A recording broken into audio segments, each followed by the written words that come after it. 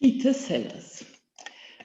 Today I have the grand pleasure to welcome Peter Sellars to our studio. Peter, I welcome you with a virtual big hug and a very long hug. It's very difficult to introduce Peter Sellars because Peter Sellars is Peter Sellars. And of course, he has gained worldwide renown for his groundbreaking and transformative interpretations of masterpieces. He always creates it collaboratively with the artists, and his works explores issues that connect the contemporary with the timeless, with an understanding of the art's power as a means of social action and moral expression. The list of his notable productions is long, very long, and includes Nixon in China, Dr. Atomic, and A Flowering Tree, which I love. For his work, he has received many awards and the 2015 designation of the Artist of the Year by Musical America. He's also a distinguished professor in the UCLA Department of World Arts and Culture Dance. He has led major arts festivals, and in 2006 he headed a festival in Vienna in celebration of the 250th anniversary of Mozart's birth, which he called the New Ground Hope. This is where my personal and emotional attachment to his way of working and thinking starts. For the festival, Peter Sellars invited artists from diverse cultural backgrounds, from the fields like music, film, dance, theater, and also architecture. It is impossible to say in 1, 2, or more sentences of what this studio was about, but it was a 2-year-long intensive, mind-stretching, and inclusive live work session that I still feel connected to. And when putting together this module of emerging fields of architecture with the topic of tracing the essential, I had wished so much, Peter, that you would talk, because who else could better transport this meaning of the essentials into one's deepest, and here I'm losing my words. I'm so glad that you're here with my students, Peter. And before I give you the floor, a friend of mine, Catalina Butcaro, who is a very good pianist and a very good friend of mine, she would like to say hello to Peter and to you all with a 2-minute song without words. Thank you, Catalina. Hello.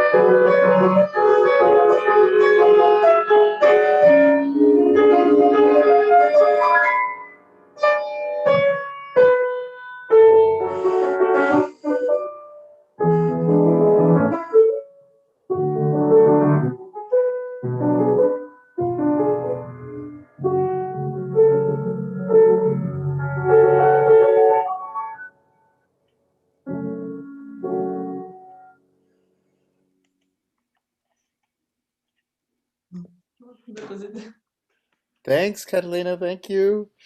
Thank you. Thank you. Thank you. Wow. Oh my gosh. Thank you. Catalina, thank you so much. Thank you. Beautiful. Wow. Hi, everyone. It's really great to be here. I'm in Los Angeles, where I've been for a long time, nine months, and really only only just staying here and focusing pretty intensely. I have to say, it's so incredible to see Sandra. This is a beautiful thing, and we're going to talk about that.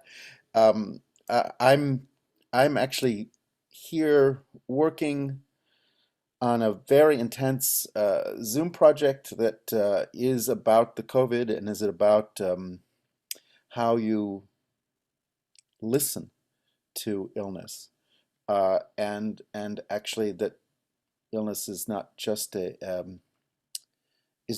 affliction, but it's something else. And of course, the Muslim philosopher Al Ghazali has a beautiful phrase that sickness is a cord of love by which God draws people closer to speak with them. And this whole idea that your life has to stop, everything you thought your life was about has to stop, and you actually have to stop and create space where there was no space, time where there was no time. And we're so trained not to feel anything, and suddenly you're feeling way too much. You're in pain, you are sensitive to everything, and you're moving in and out of different states of consciousness. And anyway, of course, the year 2020 is a big message, a lot of big, intense messages, and a really strong message that whatever we've been doing is not going to work and can't go forward. And we really have to go forward differently. And the message is pretty vivid. And so, right now, in our generation, we have a mandate from the planet. And the planet, of course, called up its friend, the virus, and said, I've been trying to get these human beings' attention, and they don't notice anything. So, can you help? And the virus said, well, okay, maybe I can make them at least stop for a moment and look inwards. Um, which, of course, is not something governments do very well. It's not something capitalism does very well. It's not something that we're trained to do at this moment because everything we're trained to do is externalized constantly. And what is it to do the opposite? Is to turn the light inward. And what does it mean to actually stop and, first of all, stop? Really stop. And find the movement that's inside the stillness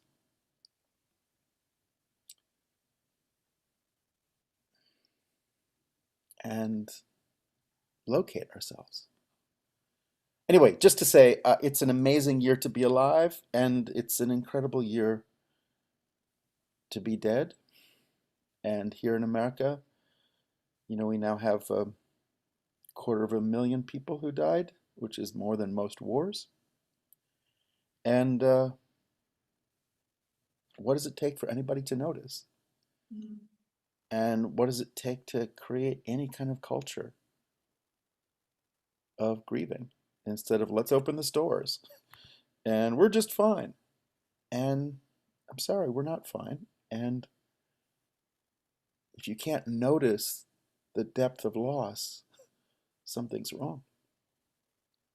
And if you don't get that loss occurs in your life as a stage of growth, as a stage of asking yourself what's essential, and you don't ask yourself what's essential until you lose everything. And you feel differently from what's essential when you've lost your family, you've lost your home, you can't pay rent, you can't feed your kids.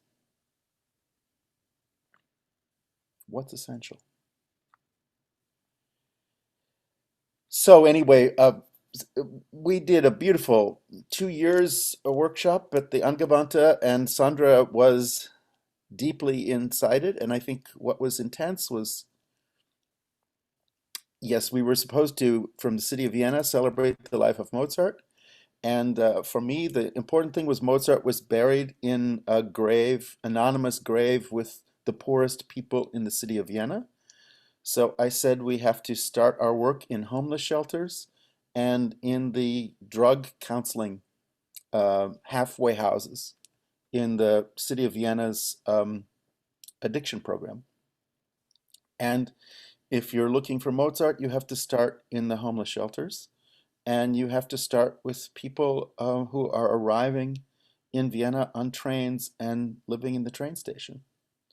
So I think, Sandra, our first project, right, was going to the train station and finding families and bringing them to some place where they get food and shelter. And for me, that's the first project for architects is what do people need? What do people actually need? And can you get people what they need? And our project was with people without homes and mostly refugees. And of course, Shigeru Ban was busy designing these nice little boxes for refugees. And you just want to say, excuse me, this person has walked 2,000 miles from Iran and you're going to put them in a box? This is somebody who threw everything, all safety, everything in their life away to come from West Africa, and you're going to put them in a box? When this is a person who has so much hunger and so much freedom and so much vision and so much absolutely unstoppable momentum, and you're going to put them in a box?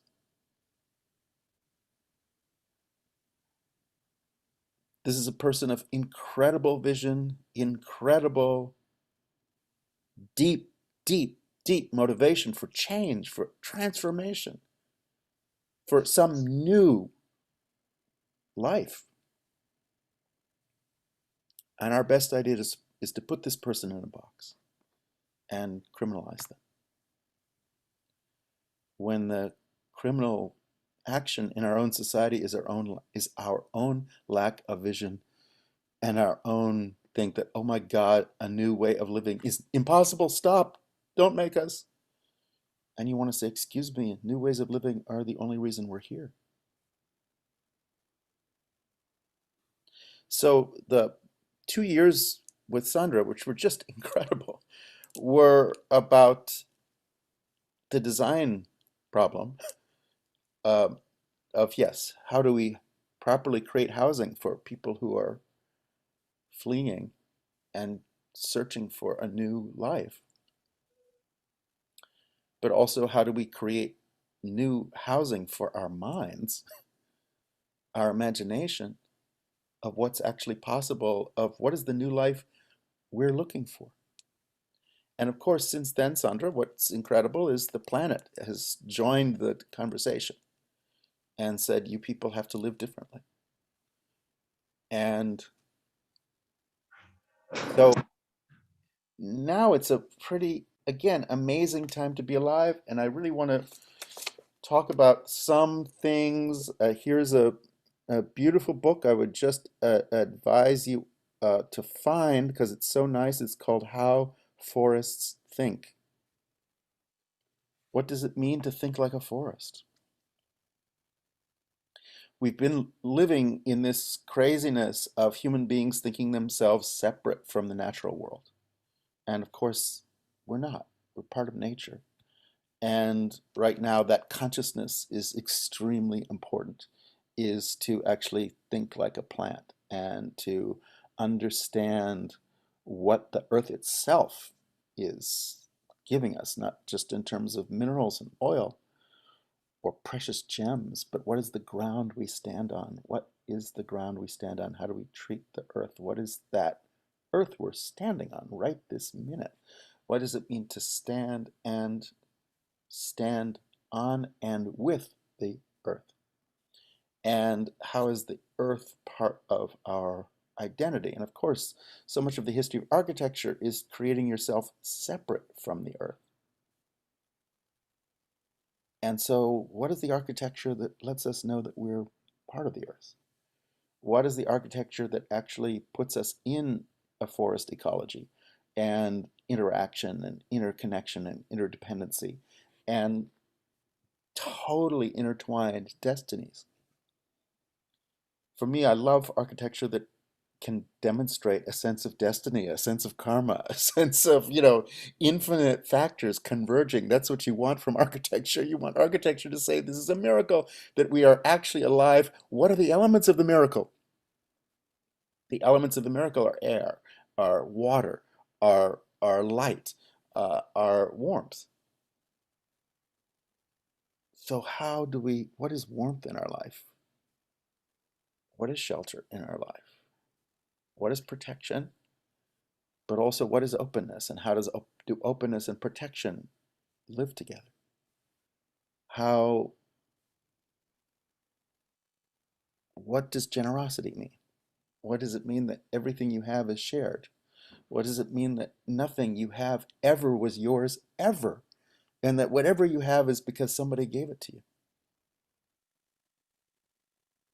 And who you are is not you, it's about every person you've ever known.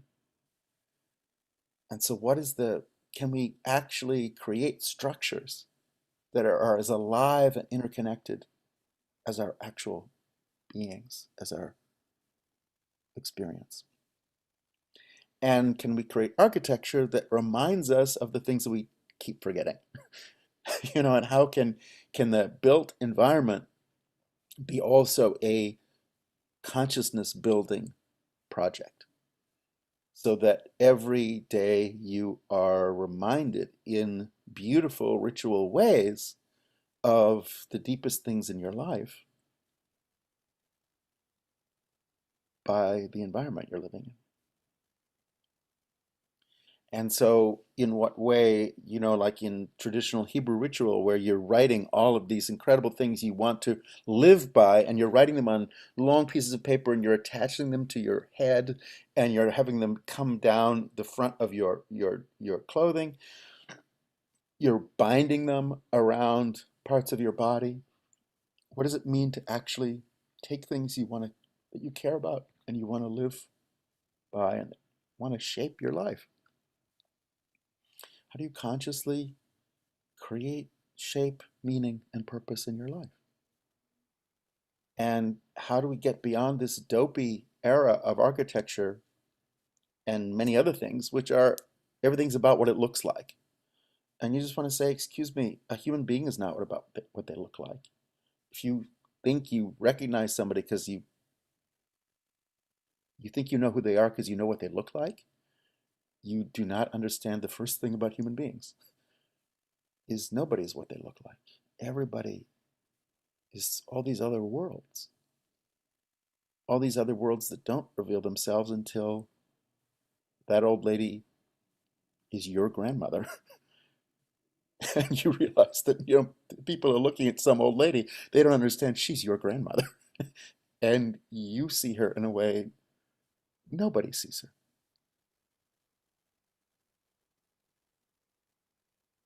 That's not some old lady. That is your grandmother. She's like the most important person in your life, and she's the only person who actually sees you.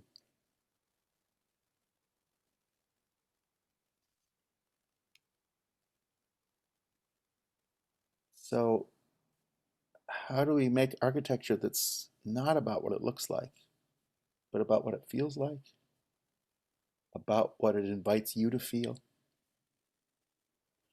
about memories, about visions, about futures, about layers of many, many pasts when we were ourselves rocks, trees, and plants.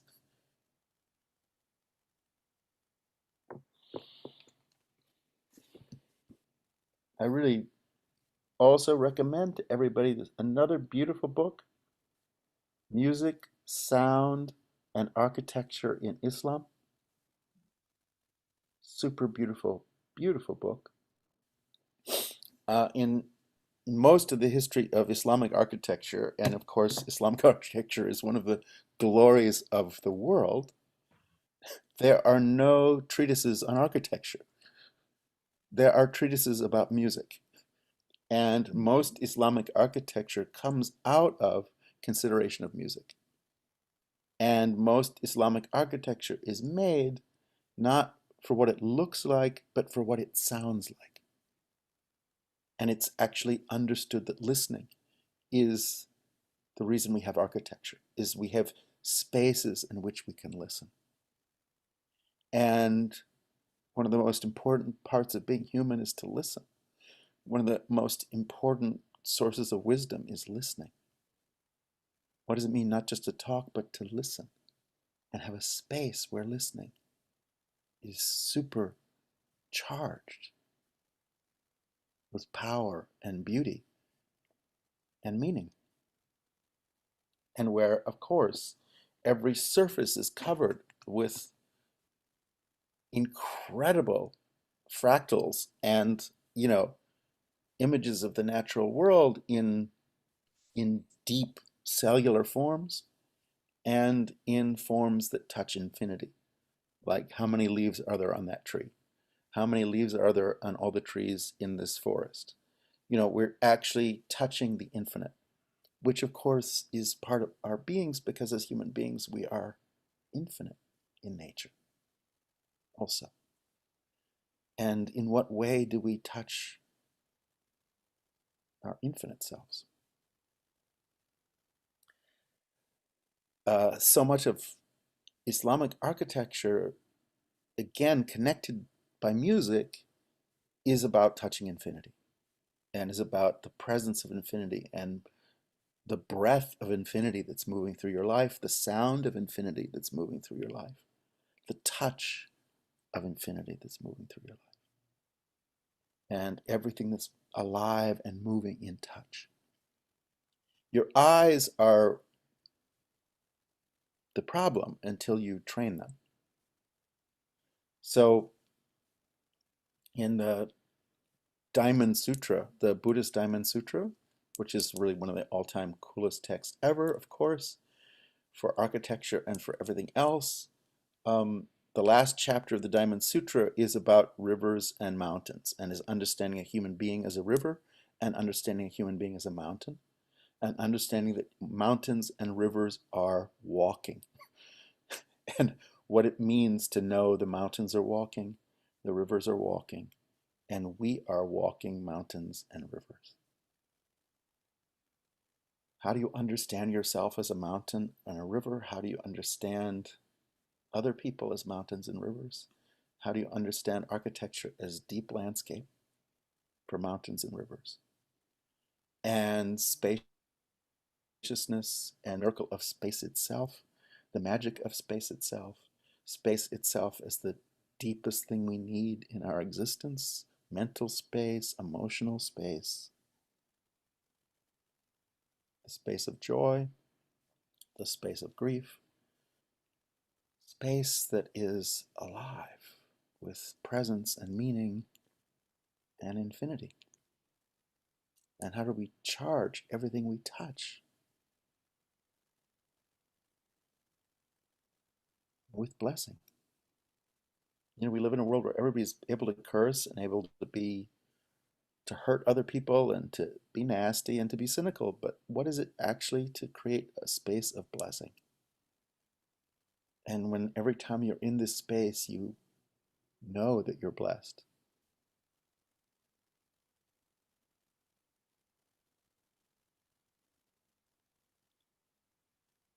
Um, so Sandra has this beautiful category of extreme architecture, and that super reminded me of the Flower Ornament Sutra, which is a Buddhist text, which is a couple thousand pages long. It's the biggest text ever. I've spent years trying to read it. It is so hard. I've never, ever, ever gotten to the end of it. Well, I got to the end. It's the middle part that I haven't really dealt with. But in the middle part, there's this section called the 10 grounds.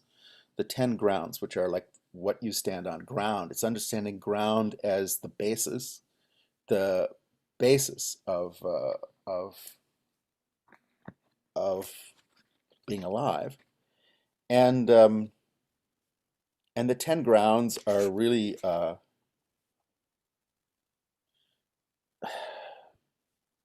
the basis, the basis. It's the most intense chapter. I've been trying to read it for years. It's like they're it's like 200 pages. But anyway, the ground, you go to these different grounds of enlightenment, and but the first ground, like the first level of practice, the first level of understanding is called the ground of extreme joy. So I thought if you have extreme architecture, we should really have extreme joy. And what it means to be extreme, and uh, I met somebody yesterday a Cuban refugee who came to New York in 1961 and had no money and drove a cab for 3 years and is now a retiring professor of history, just one of the most beautiful people. And But he said, driving a cab in New York in 1961, 62, 63, there were all these little stores in New York that have gone away, of course, a long time ago, now that we have big chain stores. But in this era, there was a little toy store that was called the Wind Up Shop because it had wind up toys. And this was like his favorite place to hang out in between shifts driving his cab. And in the window, they had a sign that said, "Do not postpone joy."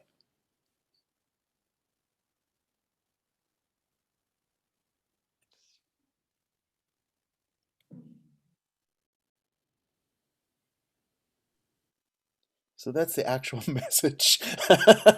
That's the actual message of everything we're doing. Like, do not postpone joy. Let us right now create the spaces of joy, create the dwelling of joy, the hearth of joy, the exchange of joy, the shared space of joy, the radically open space of joy, the radically protected space of joy. Like, just start with joy as the center of your practice.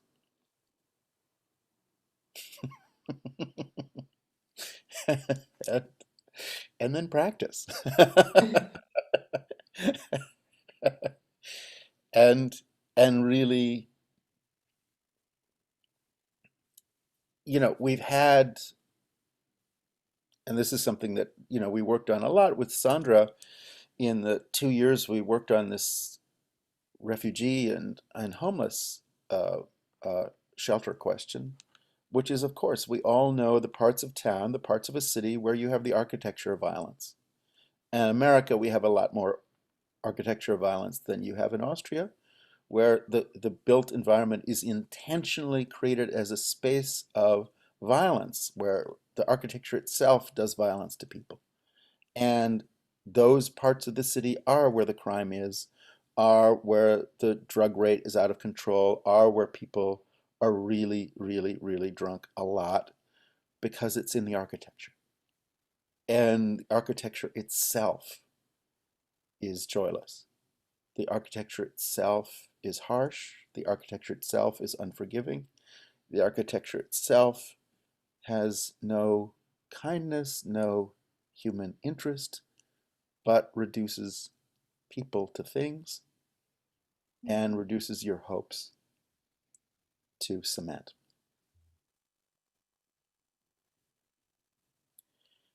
And I've been talking about utopian architecture, but we have to look around and see how much anti-utopian architecture surrounds us. Architecture that is meant to hurt people and meant to limit people, meant to close down people's dreams.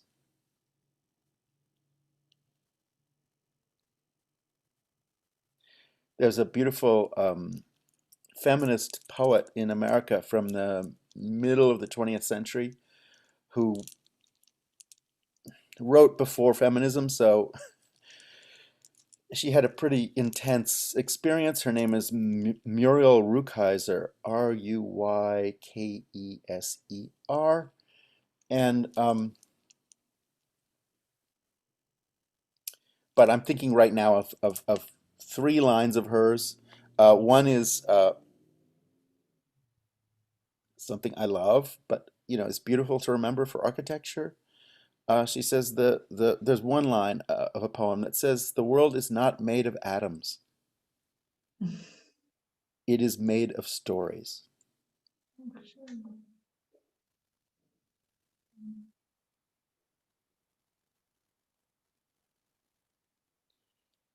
And another line that really stays with me a lot is, "We are hopes. You should have hoped us. We are dreams. You should have dreamed us."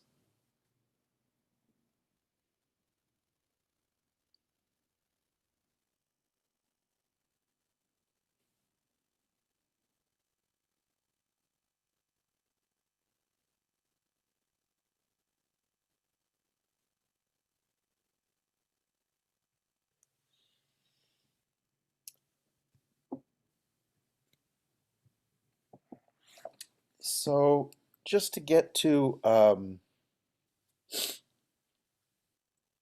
how we create forms that have meaning rather than are just new or have novelty value. And we've been through a period of a lot of architecture of novelty, which is cool, but how do we get past the new? Because the new is still a marketing campaign. It's still a capitalist idea of selling people things. And and how do we actually situate people in the new and in the ancient? How do we situate ourselves in the new and the ancient? And how do we recognize that this incredible hunger for novelty, is a capitalist-driven marketing campaign about using resources as if they're endless? And when I say infinity, I don't mean resources, because we only have so much fresh water. We only have so much air. Those things are not infinite. They're incredibly, amazingly renewable, but renewable is different from infinite. And we've been building and living and acting as if these resources are infinitely available. They're not. So what does it mean to actually be mindful and understand the value of everything, which is obviously not its market value, but what makes it precious? And the awareness of how important water is how do we build with that awareness and that mindfulness so that human beings engage natural resources with incredible mindfulness and awareness, that you don't just take it for granted that it's there? And how can we, recognize, well, the short answer is just to get to indigenous building practices of what does it mean to learn from people who understand and understood and continue to understand that resources are limited and you treat them as precious. And that, of course, leads you to treat human beings as precious also, and leads you to treat the food you're eating as precious. You actually understand the real value of everything instead of capitalism, which has a fake value for everything and therefore values nothing except money as opposed to what the money was used for. And this idea of indigenous people being told to move off the land and here's money. And like, excuse me, money is useless. And how would you think that money can be exchanged for this environment, this world we actually live in? So again, in Sandra's thing of first principles, of coming back to essentials, how do we not substitute money for value? And how do we find real value again? And how do we place that in people's consciousness, in people's daily practice, in people's daily rituals by architecture? Architecture is what supports the rituals. The rituals we go through that make us alive. Your family is just created by rituals. Your community is created by rituals. Who you connect with is created by rituals. Your dance moves, the cafes you hang out in, everything's ritual. Everything's ritual. How do we place meaning, consciousness, pleasure in people's rituals through architecture? That the architecture itself implies a series of rituals every day. And those rituals create consciousness, create space of awareness, space of pleasure, space of caring, space of beautiful touch, space of vision. And when I'm saying space of vision, I started with the Diamond Sutra a little bit ago. This last chapter, which is about mountains and rivers walking, there's a beautiful section on the 5 Buddha eyes, because we have really 5 eyes, 5 sets of eyes, and one of them is the set of eyes that let you see, a flower or a tree or the person you love, or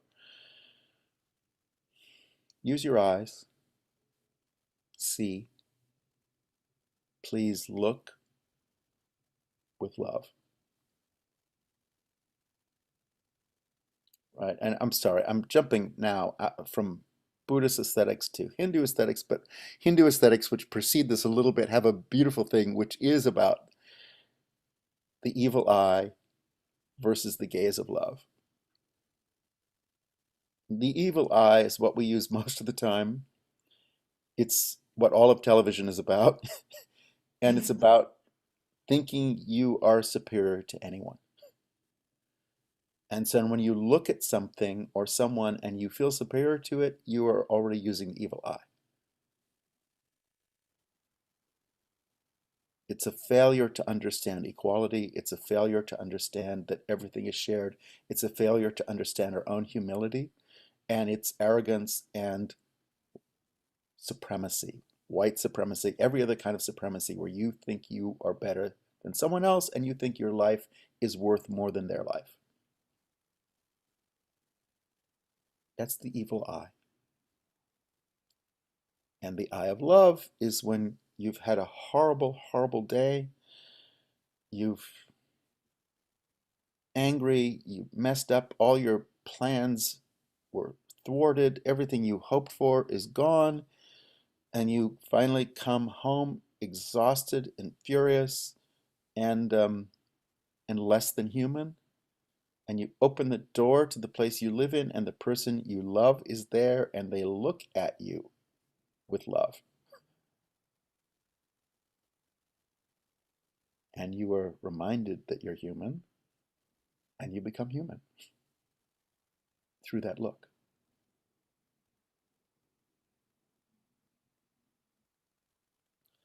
So there's the eye of the evil eye, and there's the eye of love. And the eye of love is, of course, what most of art is about looking at a flower and seeing a universe. It's about looking, looking, looking. And that eye already, the way you're seeing already is transformative.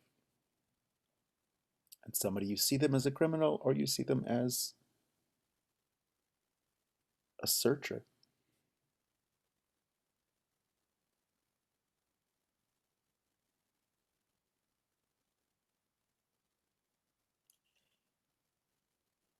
So again, just to go to the Diamond Sutra for a second, just to say that there are lots of different eyes, 5 different sets of eyes. The first set of eyes is the human eyes that we have and we use. And the next set of eyes, I just want to talk about for a moment, because for me it's like super important in architecture. And that is the eye which sees in darkness. You know, right now the human eye is very limited because it can only see if there's light. And if it's dark, we can't see. But the first of the Buddha eyes can see in darkness. That's a really intense thing. And I want to just get into that for a moment, which is just that it's, what does it mean to see in your own darkness, to see the dark parts of your life, to see the dark parts of your mind, to see the dark parts of your emotions, to see how much darkness you're carrying with you, and to actually be able to see into that darkness. Recognize it, understand it. Not just to see the things that are lit up, but to see the things that are not lit, that you're carrying with you, that you're living with, that are very dark. Can you see in the darkness? And then when you're living in very dark times, can you see in the darkness of the time you're living in? When you're living in very dangerous times, you're living in times of collective ignorance, you're living in times of collective anger, you're living in times of viral levels of rage. Do you have the eye that can see in darkness? And the specialty of that eye is being able to see through obstacles to the other side. The human eye, if something gets in the way of your vision is blocked. What does it mean to cultivate the eye that can see through the obstacle and see to the other side of the obstacle? And understand that every obstacle that's placed in front of us is meant to deepen our practice.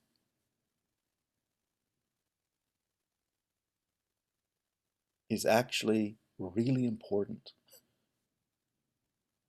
The obstacle has to be recognized and looked. You can't go around it. You're going to have to go through it. And so you have to be able to see into the obstacle. That means someone you really disagree with and who's being horrible. And you have to stop treating them as the opposition. And if somebody's really, really standing in your way and really, guess what? You have to figure out how to work with them, not against them. That's the eye that sees not just an obstacle, but can see through the obstacle to the other side. And the people who are opposing you, the people who are difficult, the people who are making everything impossible, you can't just nuke them. You can't just, sorry. I mean, it would be so nice, just blow them up. But of course, the trouble with nuking people is it turns out to poison everything else too, which is, not just an image, that's the reality. Is all violence just creates more violence. And so we can't ourselves carry our violence around with us in terms of oppositional thinking about the obstacles in front of us. We have to get beyond oppositional thinking. We actually have to understand that everything works with everything else, and architecture is about how things can work together. And you resolve oppositions. And you create structures that move beyond oppositional thinking and that are radically inclusive. And then include the ideas of your enemies.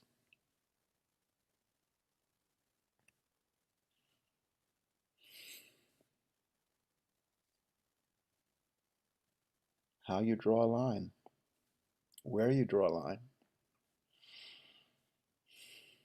what path does that line represent?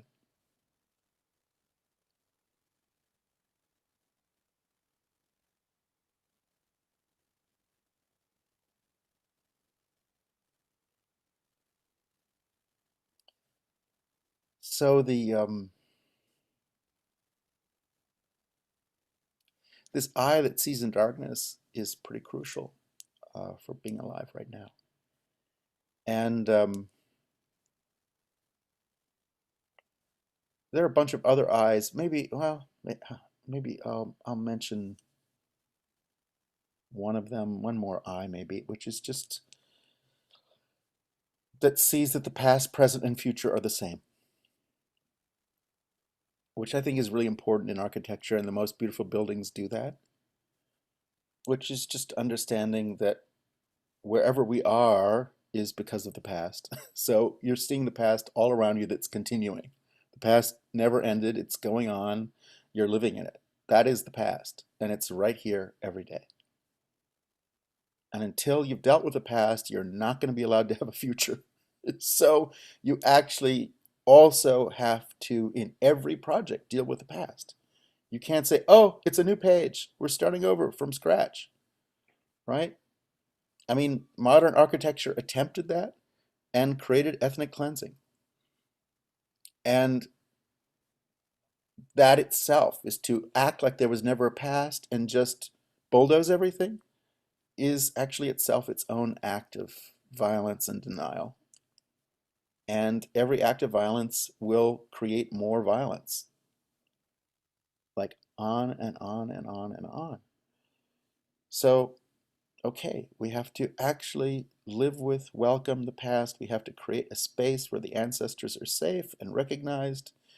And in most cultures, that really does have to do with creating the proper ceremonies. Because if the people who died really unhappily are not acknowledged, they're going to destroy everything you try and do. So you have to create a space where the past is acknowledged, welcomed, included. And if you want to know what the future is whatever seeds you planted this morning. That's going to be the future. The future is already present. Every action you create every day is creating a future. The future is based on the karma you're creating by the actions you took this morning. Whatever you did this morning is already the future.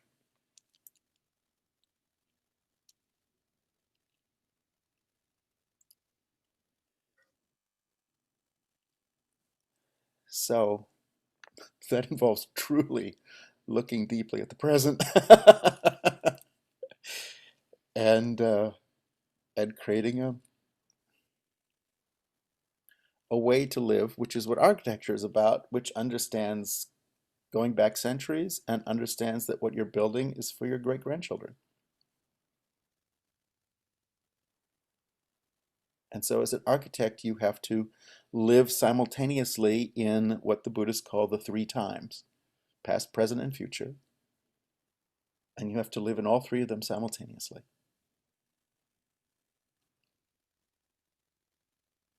And you have to have the eye that sees the past in the present. and the eye that sees the future in the present, and the eye that sees the future in the past, and the eye that sees the past in the future. You have to look at everything and realize it's existing in 3 different time frames.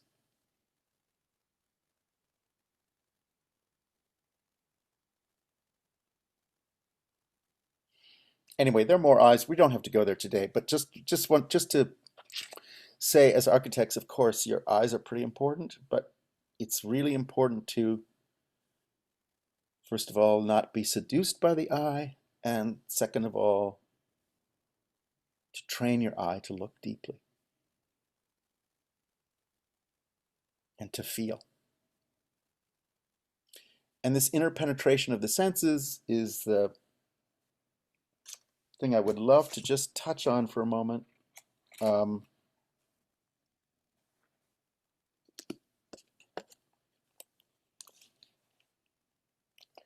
Sandra mentioned a flowering tree, so I'm just gonna, it's crazy you said that because I just have a haiku. One of my favorite haikus is right here. This is a beautiful poem by Basho. The I'm just going to read it if that's okay. I mean, sorry, I wish you could see it on the page because, of course, what's beautiful about haiku is the way it sits on the page. I've been doing a lot in my classes. I've been inviting students to make haiku. And I would just suggest that as a practice for you is don't write an essay, please, just 17 syllables in 3 lines, which is beautiful architectural practice. Just 17 syllables. And just, okay, what is haiku? Haiku is about several things that that architecture is about. Uh, First of all, in Japan, everything's about the seasons. Understanding that every season is changing. In fact, the seasons are about change, that everything is always, always, always changing. And architecture, we tend to have ideas that are fixed, and you just want to say, that's pathetic. And you actually have to create structures that are about that everything is continuous change. And the structure itself has to represent change, has to represent transformation, has to represent the site of transformation.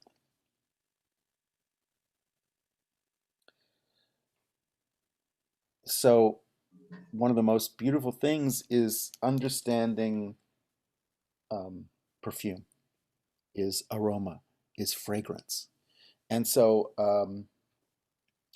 a book that I would love everybody to own, and you can get it online in the Kindle version easily, which is In Search of Fragrance. This is really one of my favorite books. It's written by the King of Samoa. And you will be the only person in your neighborhood to have the King of Samoa's book, In Search of Fragrance.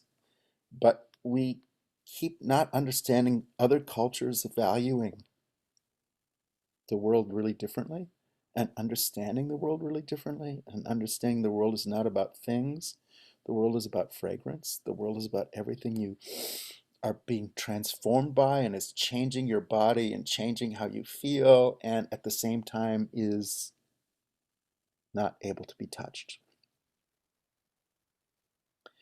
And to dematerialize our consciousness and stop thinking in terms of material objects and stop materializing human beings, stop materializing feelings, stop thinking in capitalist terms of everything is stuff, is objects, we're moving this object to here, we're selling it for that, but actually get into the space that life itself is fragrance. Life itself you can't hold, life itself slips through your fingers, life itself is fragrance. Life itself is overwhelming. It moves through your whole being and it's fragrance.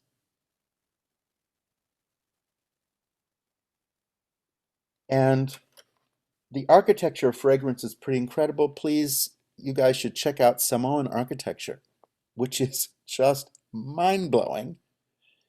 And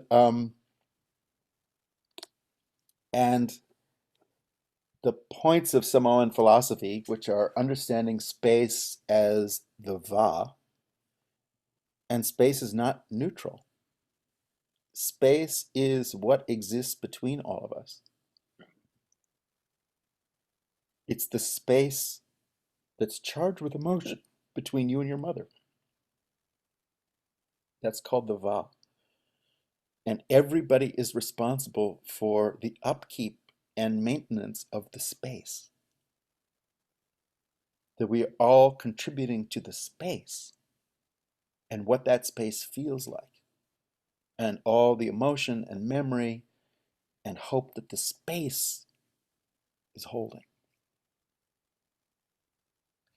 Anyway, just for architecture, check out the Samoan situation.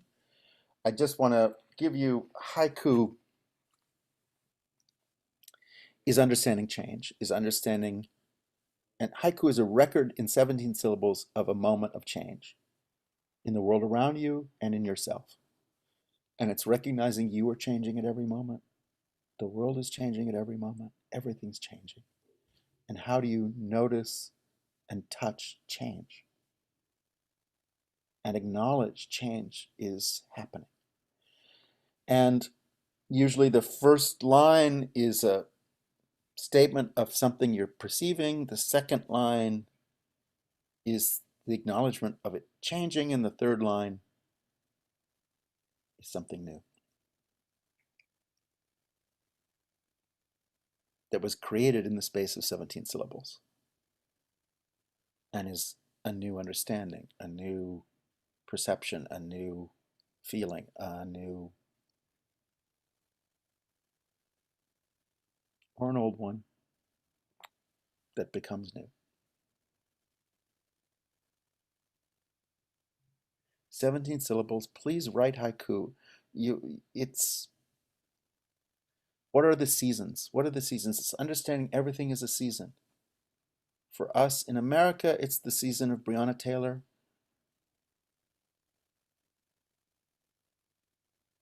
It's the season of people being killed by police. It's the season of millions of people in the streets. It's the season of collapse. It's the season of sheltering in place and not going outside. It's the season. What's the season? Recognize the season. Recognize we're all living in a season, and everything we're doing is happening in a season.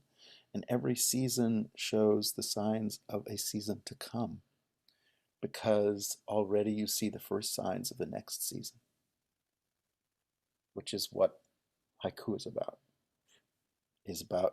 In winter you see the first signs of spring. In spring you see the signs of summer. In summer you see the signs of autumn. And in autumn you see the signs of winter. It's, can you recognize that change is occurring, and can you be part of that change? And one of the things we were dealing with Sandra a few years ago on this whole question of Mozart.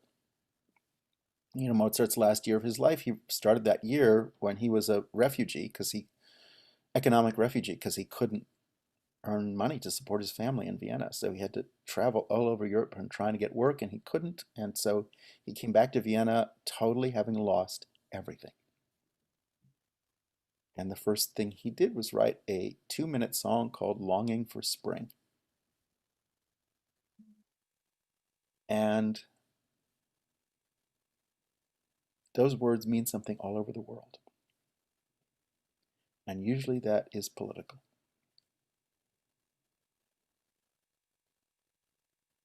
In China, there's centuries upon centuries of poetry about plum blossoms and ink paintings of plum blossoms.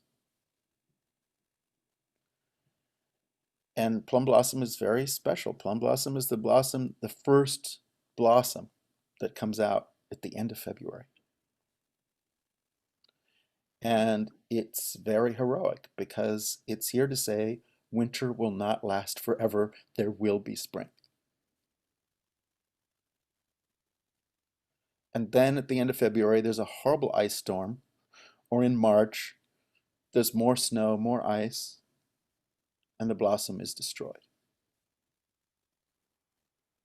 So in China, the plum blossom is the image of the dissidents, is the image of the people who are politically courageous, to step forward to say this dynasty will not last forever, this nightmare fascist situation will not last forever, this nightmare government is not here forever, there will be spring, and they are shot.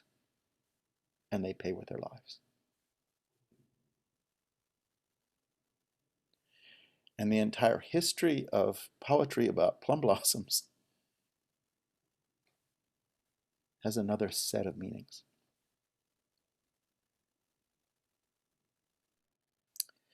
So all I want to say is, what is the season we're in? Recognize the season. And recognize that you're creating a space that's transformative and a space of change and a space that actually lets people live with change, rather than what buildings have been used for, which is to create this sense of immovable presence of fascism, which, you will live and die, this building will last forever, fuck you.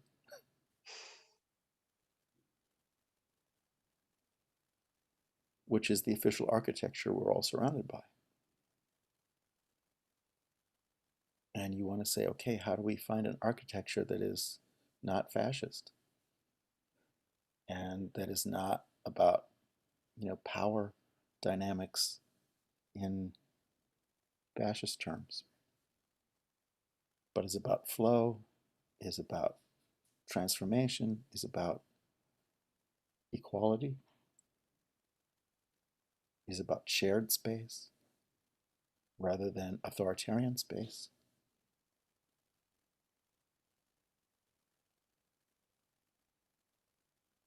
Is about interconnectedness, interdependency, equality.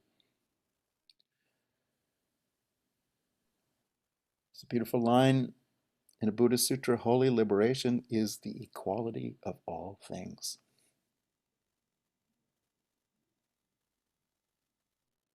A plant, a cup of water, a dynasty, everything's equal. Everything's equal. And everything has to be valued equally. How do we create the space of equality? The space of recognition, the space of acknowledgement, the space of consciousness, the space of pleasure.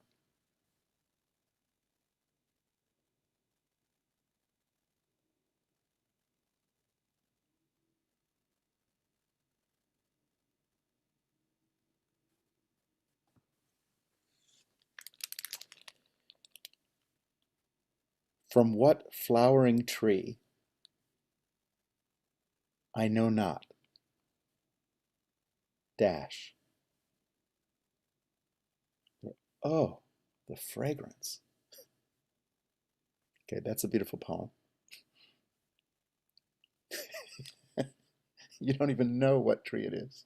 But the fragrance is just overwhelming. It's like so beautiful. uh,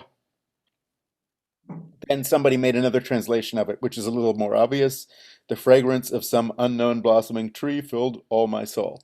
But, that's a kind of crude translation. What does it mean to create space for the unknown? Space for what you can't identify, space for what you can't even imagine, but what you feel and which is invading your whole being.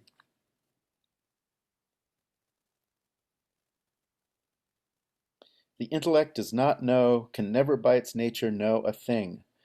The mind as a whole knows it. It's an eternal moment of time, an infinite point of space.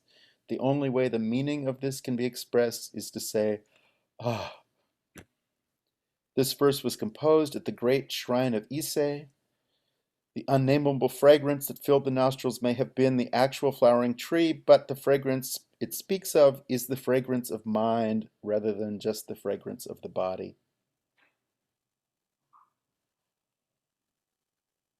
Another poet wrote a poem based on this, saying, "What it might be, I know not, but from awe and gratitude.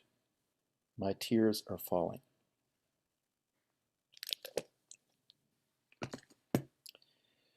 And this is probably where I'll just stop here, because that poem is made at the shrine of Ise. Do people know Ise Shrine in Japan? I just make it part of your life. One of the most beautiful pilgrimages of my life was going to Ise Shrine. Ise Shrine is a very special piece of architecture because the,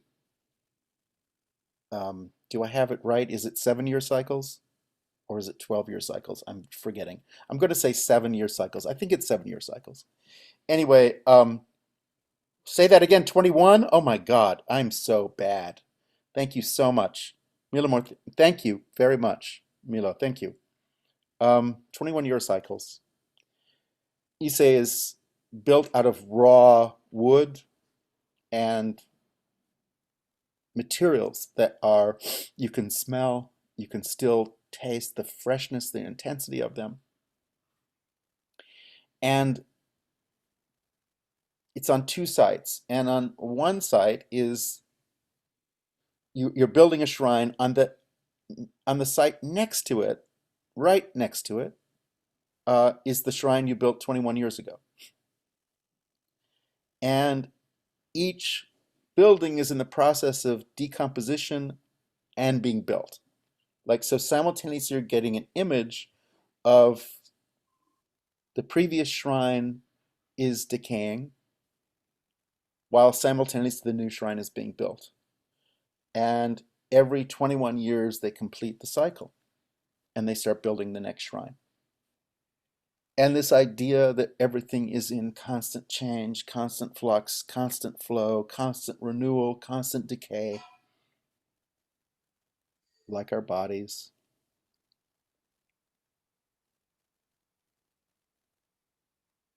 And a building can represent that fragility, that beauty, that newness, that aging process, that sense of we're never going to finish with this, which is actually what the society we live in is about.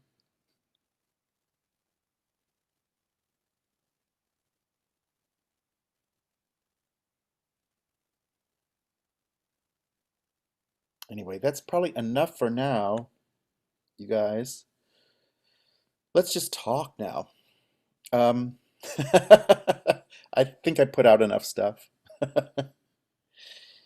And let's go where you'd like to go. And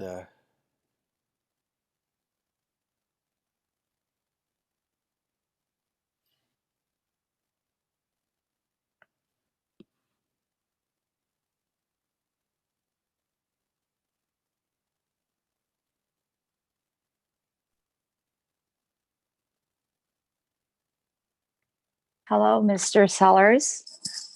Sorry, I feel like I'm breaking the magic of the moment now with a question, and say, which say Peter, Linda. Say Peter and hello and Peter, thank you oh, for hi. being I thank you present. so Thank you. much for your, like, such an amazing speech, and kind of made me reflect, actually. I never thought there is another window to all of it. You know, all is one, as you say, in our subconscious. Maybe we do see things, but we are like not making ourselves aware enough of it. So we are letting it skip. And the way you presented it and brought it to us, it made, I think, not only me, but sorry, I'm so emotional. It doesn't really happen always.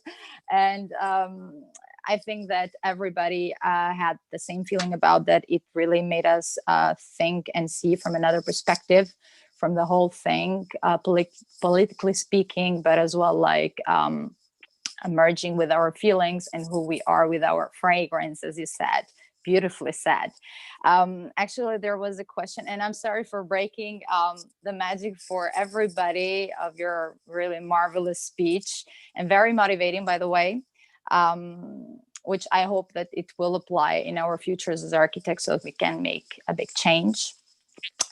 So I will go on with my magic breaking question, if you allow me to, Peter. The question is the continuation of the magic. Thank you so much.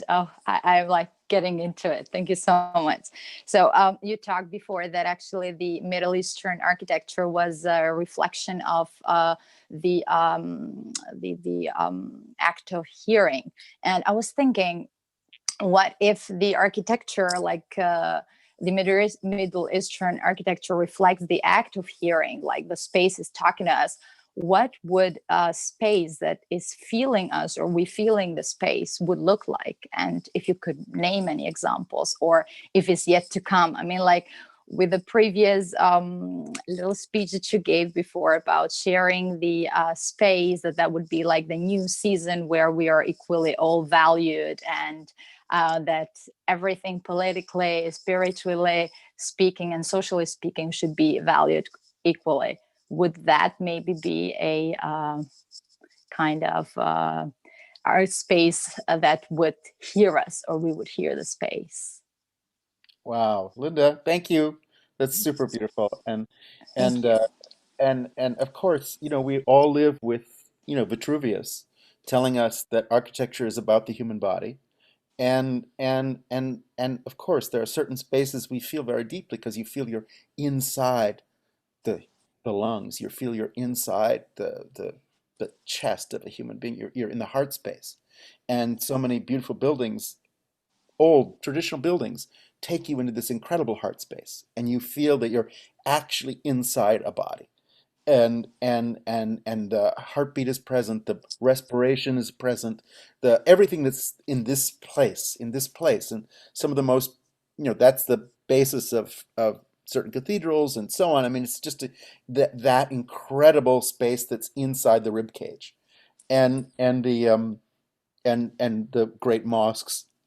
This is this incredible interior space of the inner breath, that is transformative, the inner breath that is uh, shifts consciousness, and you can feel your consciousness on your breath in these deeply breathing spaces that are inside the rib cage.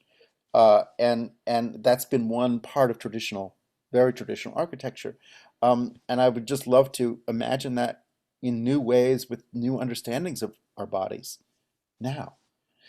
And that is like very exciting and very moving. And we have also technology that can feel and can respond and can actually is tactile in all kinds of new ways.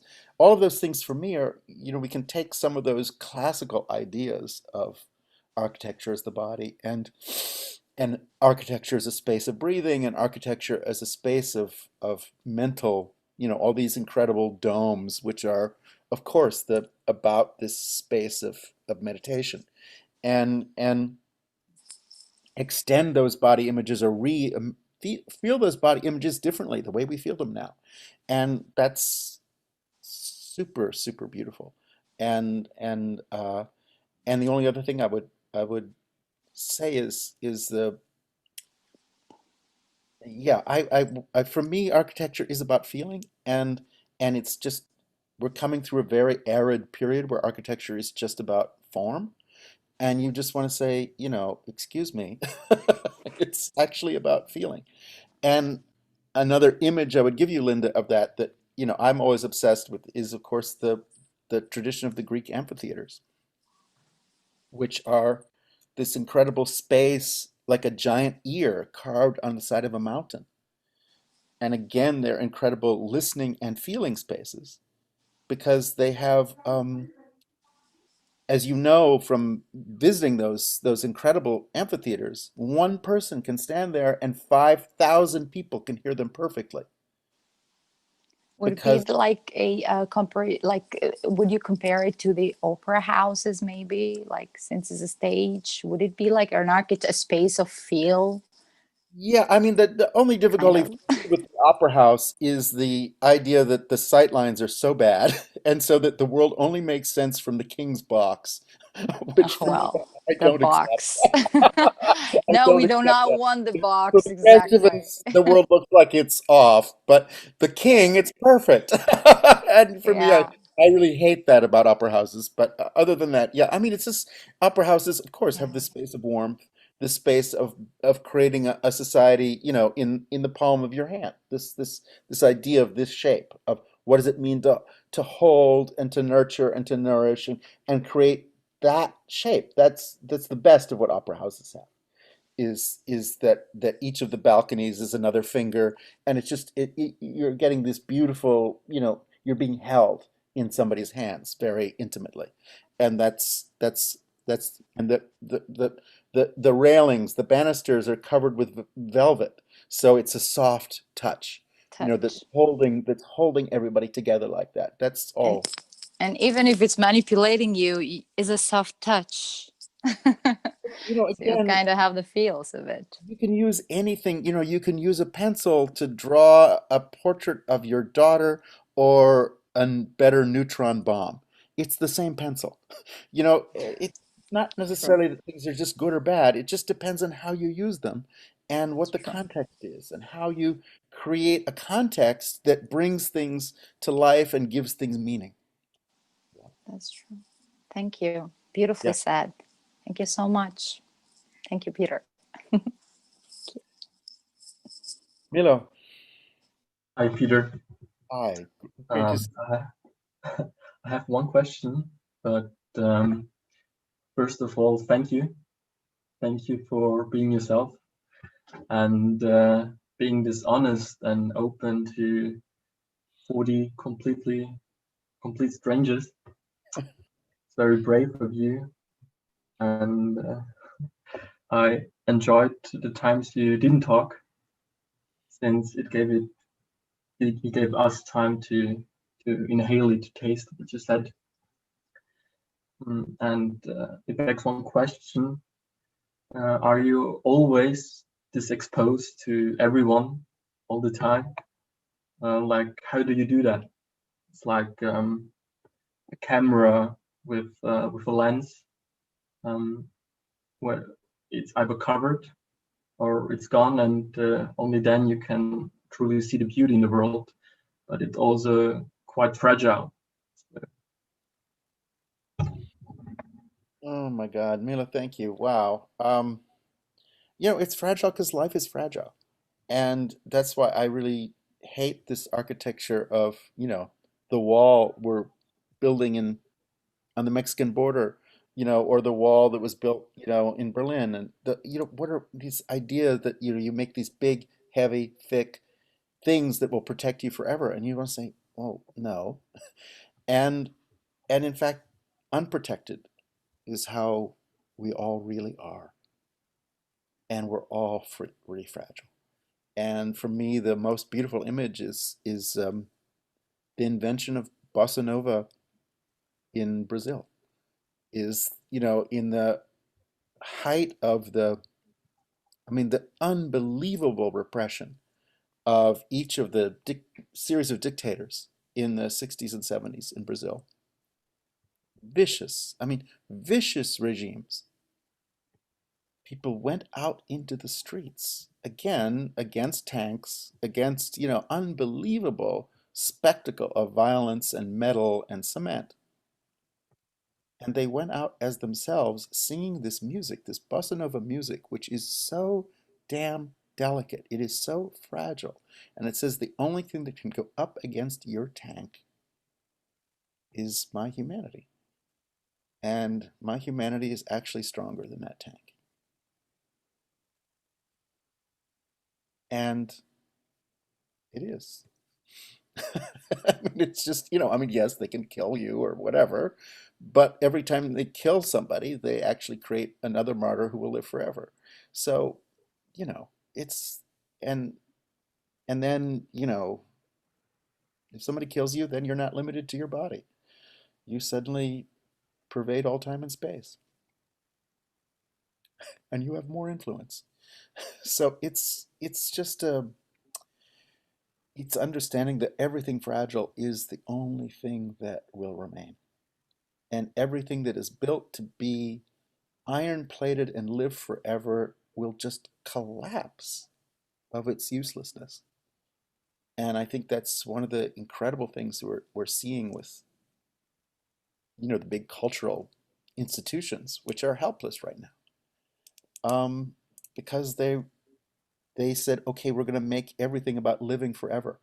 And that Midas touch of surrounding yourself with gold and cement and steel, it's like, it's no way to live. And it's not going to age well at all.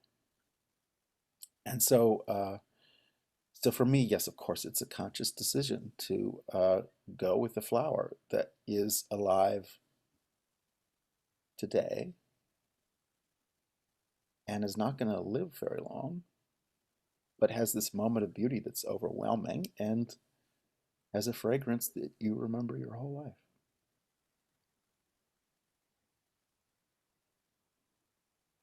And there are big, beautiful traditions, obviously, in Japan, where it's really understanding the flower, the hanamichi, the way of the flower, the path of the flower, in all the writings of Zeami. So for me, the more honest we can be, the better, because one thing that's really destroys the planet is all this dishonesty. And so can we make some kind of space of honesty?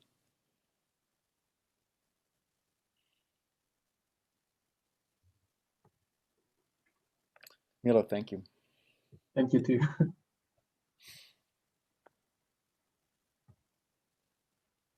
Peter, Yes. Elizabeth would like to ask the next question. She is working on her diploma, her final project, and she has an interesting idea that she wants to create, design, build a house that takes all seasons into account and the changes. Elizabeth.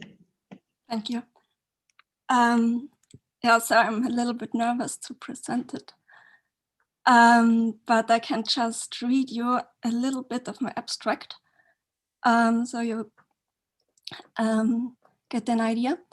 In the realm of planet Earth, with its vastly cyclically shaped natural world, the thesis questions the prevailing neglection and invisibility of these kind of cycles in the built world, and demonstrates the power in it, and so on and so on. And then the last sentence is searching for the building in the cycle of the year. The thesis draws on the methodology of a design study located in the circumpolar region, precisely mainland Arctic Norway, due to its rich cycles and light contrasts, showing the beauty and variety within the temporary. Yes, so that's the idea. And as you mentioned, that the seasons are really important in the Japanese architecture, I would like you to ask you if you have some references or some literature I can read. Yes. I mean, well, first of all, Elizabeth, what a beautiful project. Thanks. What a really beautiful project. Wow. How beautiful. And also to pick the Arctic is pretty wonderful. Yeah, it is. And if I may say, I'm in contact with particularly filmmakers in Igloolik, which is one of the in the Arctic Circle in Canada, indigenous people, and who specialize in building igloos and this architecture of that landscape, which is just incredible. And the more you know about the technology that's inside the building of an igloo, it's amazing. And for me, the first major film they made is something called Atanarjuat, which I will try and put in the chat. Yeah. Aeanarjuat.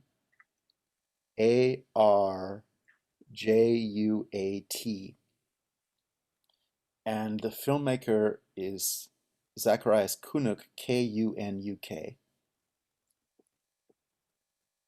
And one of the things that's so satisfying is Atanarjuat is, they could start making films. Normally you're used to native people are in front of the lens and white people are behind it. And now there's a new era of indigenous people making film, and where you can see the world through very different eyes. And what was very exciting was Sony came up with, digital camera at the beginning of 2000 that could function in 20, 30 below temperatures. And so they could start making films in the Arctic. And the Atanarjuat is them taking one of their legends and creating a film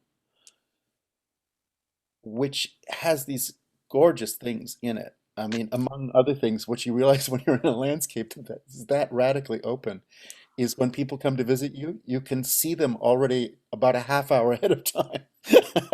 And so you can decide how you're going to receive them as they're coming, because you have lots of time to think about what the meeting is going to be like. But the film is all filled with the subtlest things of noticing the lichen on your boots, which tells you that the season is changing.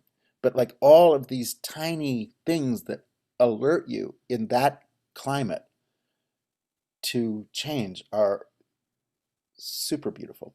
So I would emphasize that, and I would also just say, you know, in Zen architecture, which is related to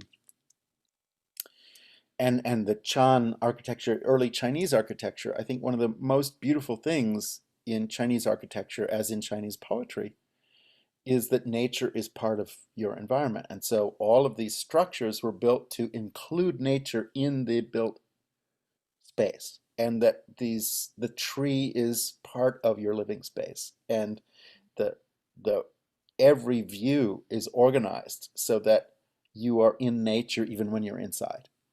And that kind of I should get you the references, but I would just say the main references are in poetry. The main references are Chinese and Japanese Zen poetry, and I can give you a longer answer because I'm working on a first century Buddhist sutra called the Vimalakirti Sutra, and it's all about architecture in this. And to this day, Vimalakirti, who's this figure who's sick, who's ill, but also whose home is this 10 feet by 10 feet. And that is the same size for centuries of the abbot's room in every Zen temple. But inside this 10 feet, he does these incredible feats of bringing hundreds of lion thrones that are 80 miles high, each of them. And all of them fit inside this 10 by 10 space. And it's about how magical a single space can be and what the secret measurements are that open into cosmic proportions. Anyway, just to say, I'll try and get you a few texts, but I would say explore just start with Zen, start with Dogen, start with, but I'll send a few texts along. Oh, Okay? thank you. Thanks. And yes, please. And how beautiful! What a beautiful project, Elizabeth. Thank you. Makes me very happy.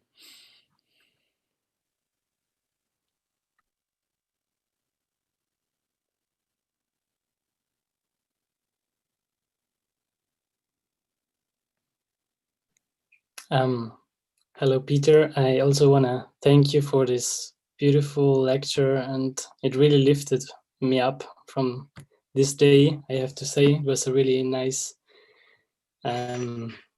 conversation with you right now until now. And I wanted to ask you something more personal, maybe, if that is okay. Please, thank you. Wow. I wanted to ask you how you deal with the pressure of society that makes you produce something, also because you're working in the creative field, and how you handle the pressure of the society that always wants you to produce something or to go on and to work on something. And sometimes this I feel I will work in a field where I always have to do something right, and yeah, but it's not always that easy. So I wanted to ask you how you feel about it and how you're handling it. you know, all the fields that we're working in are unbelievably pressurized. There's just so much pressure in architecture. There's so much pressure in film. There's so much pressure in opera, all these things. The more money is at stake, the more pressure there is frequently. And I think it's just really important to never, ever, ever, ever, ever, ever, ever, ever, ever feel pressure. And you just really, because pressure, you make the worst decisions under pressure. You're not yourself. You're not wise. You're not gentle. You're not spacious. You're freaked out. You're rigid. You're not flexible. You're not breathing. So it's like, excuse me, pressure is no fun. So what happens is a lot of people think I've lost my mind, and sometimes I'm fired because I'm not demonstrating that I'm feeling pressure. You want to say, excuse me, somebody has to remain calm when things get really bad. Like, in fact, the thing that's valuable is somebody who's not panicked and who's not feeling pressure. So for me, it's a really important part of the practice not to internalize pressure and to try and constantly. And the technique for that is, first of all, as a stage manager I worked with for many years said, get over your cheap self, Sellars. And just, first of all, remove yourself from the equation and remind yourself of why you're doing this. And remind yourself of what you actually care about. And remind yourself of what's actually important. And remind yourself of whose opinion matters to you. And is it the opinion of the people with money, or is it the opinion of the people who have genuine human needs, which you're trying to meet? And a lot of my life, Lucas, I have been fired often from very big projects. And for me, that's a kind of privilege. And um, because I really won't give in to pressure. And at the same time, you also have to, as I mentioned, listen to the obstacle and recognize that you have to work with it, not against it. And so again, that's, you can't be egotistical. You have to actually surrender to a more powerful and deeply wise collective, which is that knowledge is held by not individuals but communities. And emotion is held not just by individuals but by communities. And we have to be part of something. So I'm not really saying egotistically, I refuse to compromise my principles, so I'm fired. But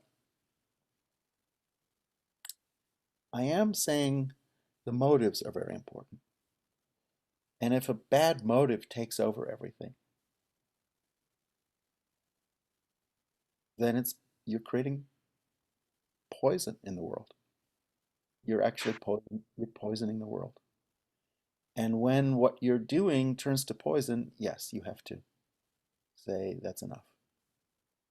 And uh, and sometimes you have to work with poison. And I also frequently, invite my students to think of yourself as a human water treatment plant and place yourself in the area of greatest pollution and function there. And every day try and create 1 cup of water that someone could drink.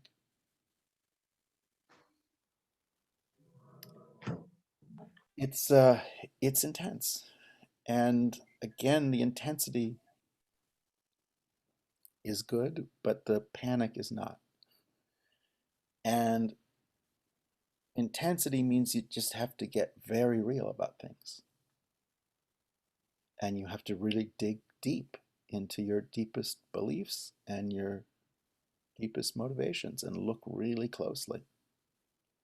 And meanwhile, you also have to realize you're not alone. You're never alone. Everything we do is with other people. And so how deep are your connections to the people you're working with?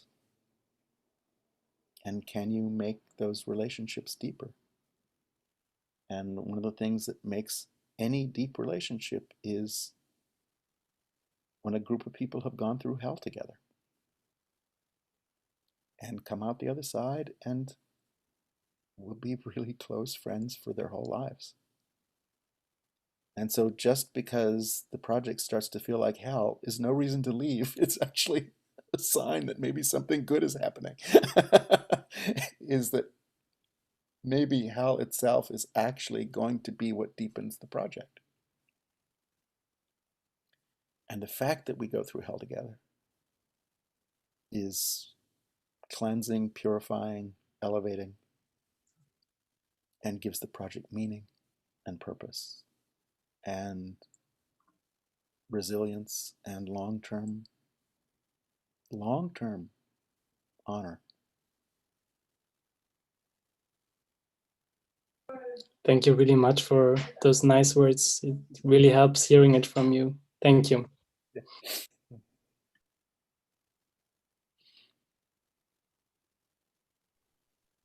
I would also like to thank you for this most beautiful of rambles and journey across ideas and philosophies and fields. And one thing that I noticed is that you kept referring to certain things and ideas and projects that you deem good, and cultures and buildings, but they were always the old masters. Like they were always either very old or very non-Western, or very, yeah, like from elementary, like rural architecture. But my question is, do you have any projects? Do you know of any architecture, of any contemporary architecture where you say they did a good job? Like they planned with the eye of love, or they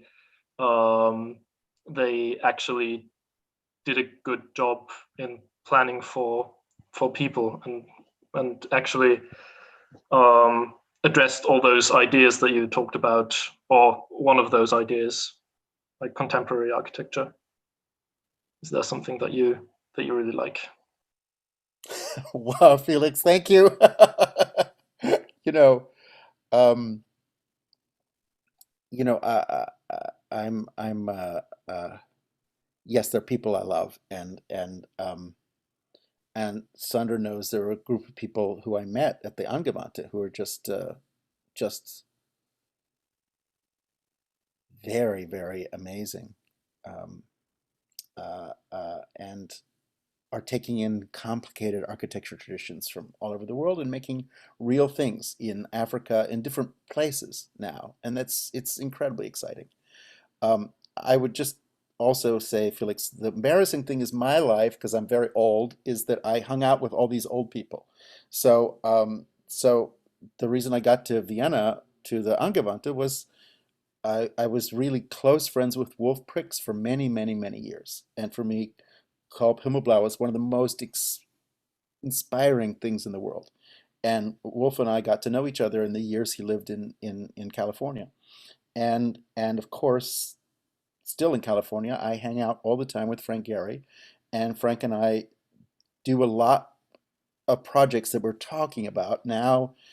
The kind of one of the last projects of his life, now that he's in his 90s, is working on the LA River. So I'm working on part of the LA River with Frank right now. And so those kind of, big picture things are also very much on my mind. And it's really interesting, for example, that Frank is concerning himself right now with the shape of a river or with prisons and with reimagining what a prison is. Uh, there's lots of exciting new paths that are underway, but I'm just talking about those are the old guys. Uh, Meanwhile, there's a completely new generation. And I mean, Sandra, you've shown Bärbel's things, right, to the class? No, Peter, I haven't. I Oh, haven't. We can do this. She has been a guest at another module, not this module, Bärbel Müller from the Angewandte. She became the vice dean. oh, that's amazing. Yes. I mean, Bärbel's projects, I'm so moved by. I mean, there are a lot of people who are doing beautiful work right now, Felix, just to say. And yes, to me, architecture has actually, like most things, I think a cooler future than a past. The past is nice, but the future is amazing. So I'm very much focused on what we can make and build. But of course, I'm very inspired by what's already there. And so again, I think that's a little bit, Felix, why I just make such a big point of the past, because the past is still here and we're living inside it still. And there are some amazing things that have actually that still speak across time really beautifully. And I think architecture has built into it this incredible. Thank you. I guess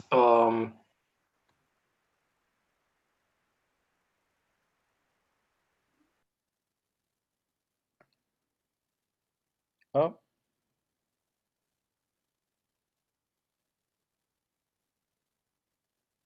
Felix, you're back? oh, sorry, I was gone. I just wanted to say thank you for the answer. And I guess Korb Himmelblau and Frank Gehry still count as contemporaries. So No, I you're said good. those are the old guys. Those are the old guys. I mean, compared to Japanese temples, they count. So Yeah, you're all yeah. good. Yeah, no, it's all good. And all I want to say is for me, like most fields right now, the field is so wide open. And that's really exciting at last.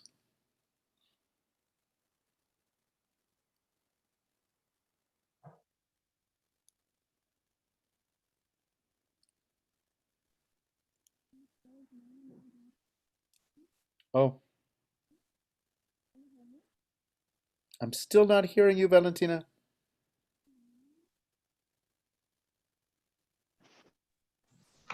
Um, Yes. is it a bit better now? Sorry. Okay, great. So first of all, thank you so much for being so open and vulnerable with us because we're just a bunch of strangers. Just the way you transmitted your ideas and emotion had a huge impact and triggered a lot of questions for me. And you mentioned in your speech, in your lecture, the different sets of eyes we have.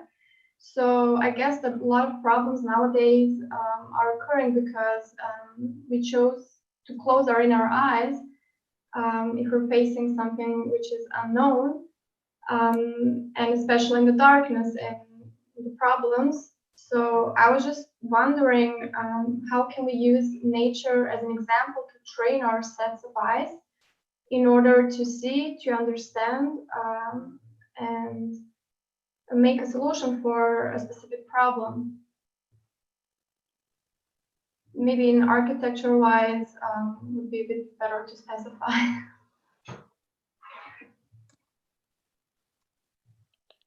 I have to say for me, that's one of the reasons I've been following a lot of indigenous architecture is because it's people who are already not living with a concept that there's human beings and there's nature, but there's actually no separation. And and and already you're not looking at something from outside. You're experiencing something from inside. You're experiencing the interdependencies. And I think, a lot of the Western tradition is looking at nature rather than being in nature. And I think that question of, again, what nature looks like is not necessarily how nature functions. And what you want to be is inside the processes. You want to be inside the actual life force and the life cycles and the patterns of change and growth and transformation. And I think for me, that's one of the hardest things about hardcore modernism was it tried to lose its ethnic roots. So, it was like a kind of genocide because it removed ethnic reference from architecture, and it just made architecture a mathematical problem without understanding growth and like how children grow. And it was just made by people who were not near growing things and not understanding that everything is about growth. That's why we call it culture, is we're cultivating human beings. We're cultivating ourselves. We're cultivating a moment in time. We're cultivating. And so what it looks like today is not that important in terms of what it looks like tomorrow. And living with your kids, it's like there's no substitute for it. It's like you have to feed them every day. Like, and there are good days and there are bad days. You can't say my kids are like this, period. It's like they change all the time. And that's the nature of growth. So Valentina, for me, it's just really about understanding growth really deeply. And how do we create spaces of growth, spaces that are about the process of culture in the sense of cultivation, and that something is growing here, and this is a space in which there can be growth. Thank you so much. Thank you. And just to go the other side, because I don't want to get into dualities, but I also frequently just say, okay, and what's the opposite of that? Because the opposite is also true, is we're living in a time of more extinctions than any time in the history of the world, in terms of within a short period. The species we've lost in the last 10 years are unbelievable. So also that sense of what types of things do you want to protect or preserve or remember? Because also we're trying to create sites of memory. When we're creating sites of consciousness, consciousness includes memory. And what do we want to remember?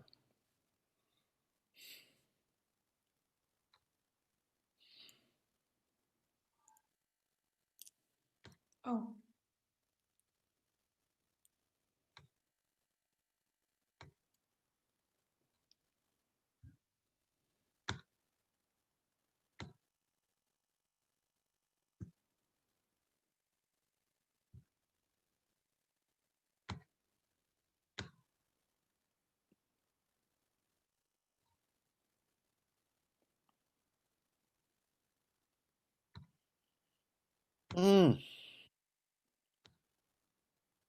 Hey everyone. Thank you for a super beautiful experience. It's just beautiful to be with you and get your awesome and beautiful energy on Zoom and feel this real depth of beauty. Thank you so much. It's very inspiring to be with you.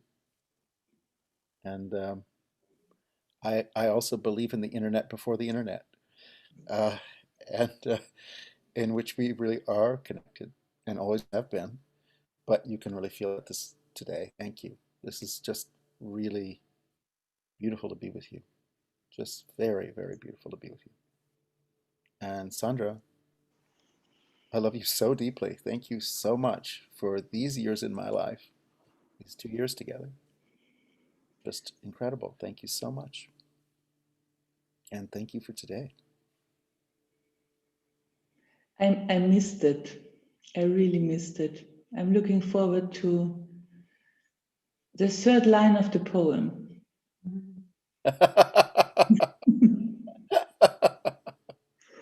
Peter, thank you so much. I wish you all the best, and I remember being joyful as often as possible with my students. We all will. Thank you very much. Have a beautiful evening, and of course we'll see each other forever. And Sandra can tell you how to reach me. You know, please feel free, and let's enjoy the next years on this planet. Lots and lots of love to everyone. Thank you so much. Thank you very much for Thank giving you. so much and continue thanking us for giving to you. Thanks God you got the feeling that we were as well transmitting something, because we got a lot from you. It's amazing. Really, Well, thank you. it's totally shared. I'm just taking dictation. Great. I'm just a satellite dish, and you're sending it in, and I'm just sending it back. Wow, it's amazing. Thank you. Okay, have a beautiful night. Lots of You love. too. Lots and lots. Thank you so much. Bye bye. Thank you. Thank you. Thank you. Bye.